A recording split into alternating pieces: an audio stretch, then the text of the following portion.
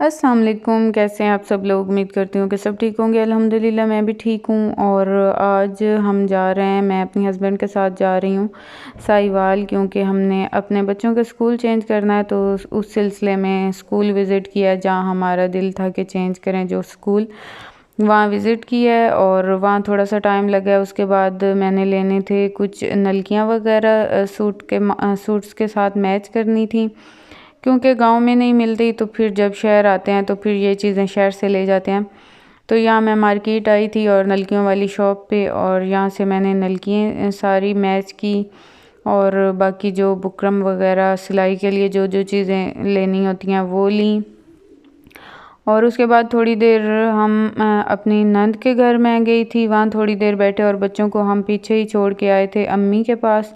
तो इसलिए फिर हमें जल्दी वापस घर आना पड़ा और घर आके दोपहर हो गए थे। मैंने बनाए चने, आके ही मैंने भिगोए थे और फिर मैंने गलाने के लिए रख दिए थे। ये सारी चीज़ें इसमें डाल के प्याज, लहसुन, टमाटर और सब्ज़ मिर्चें, और इसको गला लेते हैं। उसके बाद फिर ऑयल डाल के और बाकी मसाला डाल के और इसे फ्राई करके और ये रेडी हो जाते हैं। और साथ मैंने राइस बॉईल कर लिए थे। और आज हमारा दिन काफ़ी लेट स्टार्ट हुआ था और फिर उसके बाद हम साहिवाल भी चले गए, क्योंकि रात को शाहबान की तकरीबन 3 बजे कान में दर्द स्टार्ट हो गई थी और उसने फिर हमें जगाया कि मामा कान में दर्द है। ड्रॉप मेरे पास था, लेकिन किसी ने मुझसे मांगा था, उनके बच्चों के कान को दर्द था। तो फिर वापस ही नहीं किसी ने दिया। और उसके बाद ना फिर रात को अब मेरे पास अवेलेबल भी नहीं था, और रात को 3 बजे का टाइम भी ऐसा होता है कि किसी के घर से ये चीज़ मिल भी नहीं, ले भी नहीं सकते जाके। तो फिर मैंने देसी टोटका आजमाया। मैंने लहसुन और प्याज को ऑयल में फ्राई किया और वो इसके ठंडा करके और वो वाला ऑयल उसके कान में डाला और ब्रूफन की 2 चम्मच सिरप भी दी, और अल्लाह किया थोड़ी देर बाद इसे सुकून आ गया और ये सो गई। और मैंने शुक्र अदा किया। ये कान का दर्द जो होता है, कान का दर्द या दांत का दर्द, ये बहुत तकलीफ़ दे होता है, इससे आराम ही नहीं आता, सुकून ही नहीं आता जब भी ये होता है। मुझे भी बचपन में कान का दर्द बहुत ज़्यादा होता था और सारी रात इतनी मैं तकलीफ़ में रहती थी। और फिर आगे ना अफ़ान को ज़्यादातर होता है, जब भी उसे फ्लू होता है उसके कान में दर्द हो जाता है। तो इसी तरह ना कोई वजह बनती है। अब आजकल ना ठंड बनी हुई है, आज भी मौसम बहुत प्यारा बना हुआ था और रात को बारिश भी आई थी और अब फिर बारिश आ रही है हमारी तरफ। तो और बहुत अच्छा दिन को भी मौसम रहा है, सूरज नहीं निकला था और ऐसे ही क्लाउडी वेदर रहा है और बहुत अच्छी अच्छी ठंड फील हो रही है। ना ज़्यादा सर्दी है ना गर्मी है, इतना अच्छा बाहर का मौसम हुआ है।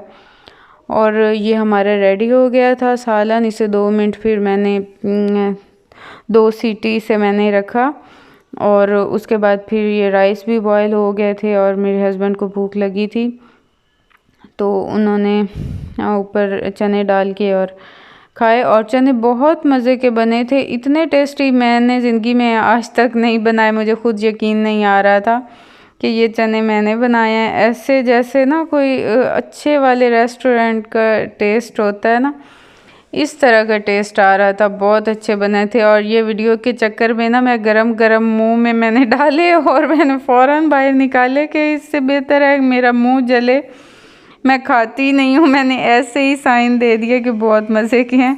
उसके बाद हम आए थे अपने रिलेटिव्स के घर में, आई थी हमसाए में ही हैं हमारे रिलेटिव्स, उनके घर आई थी। उनका ये इतना प्यारा सा पैरेट था और उनके बच्चे हैं ना, तो फिर उन्होंने शौक़ से ये रखा हुआ है पैरेट।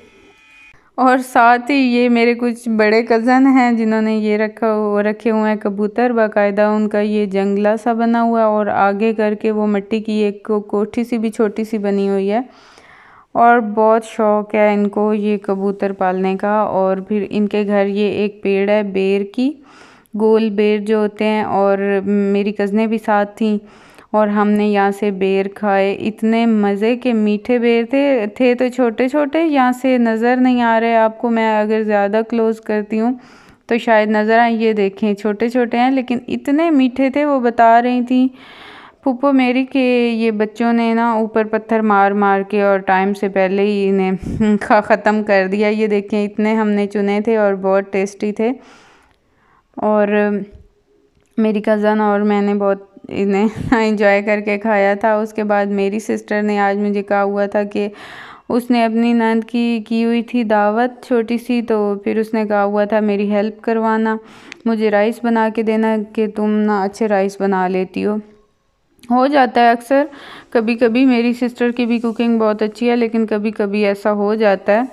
ना कि बिल्कुल ना आइडिया नहीं हो, मतलब कुछ काफ़ी दफ़ा बनाने से भी चीज़ अच्छी नहीं बन रही होती।